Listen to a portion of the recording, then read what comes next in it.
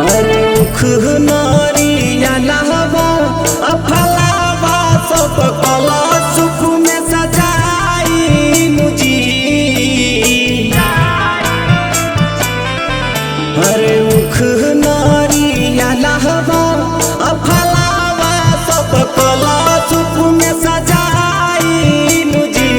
बाहरी जल बीच खड़ा तिवई सूरज देव दर्शन देखाई मुझी।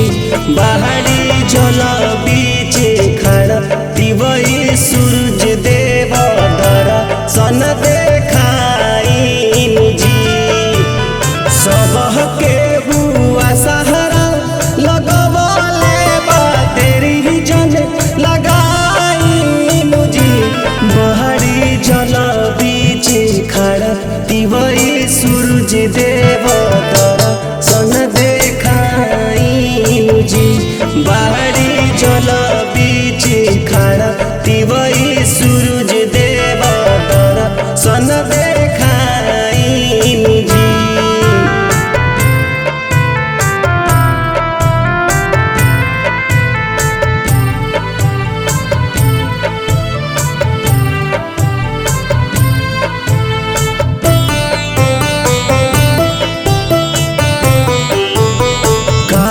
आज अतना लगवले बानी देर जी।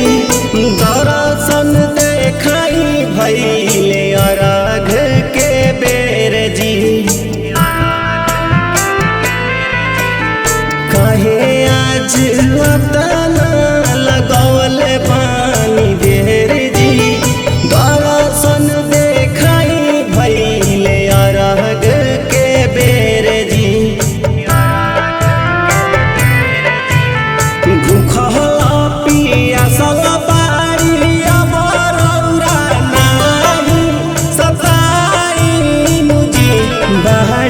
जल बीच खड़ा तिवई सूरज देव दर्शन देखाई मुझी।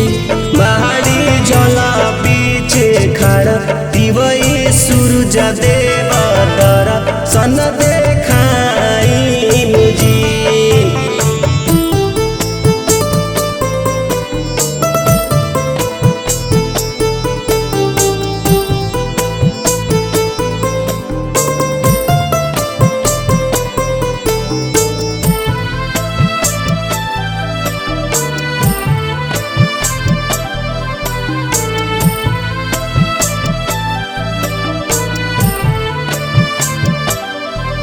अरे हाथ जोड़ी रउआ के सभे गोहरावे।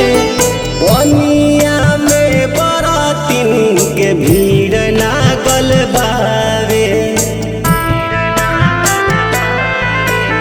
हाथ जोड़ी रउआ के सभे गोहरावे।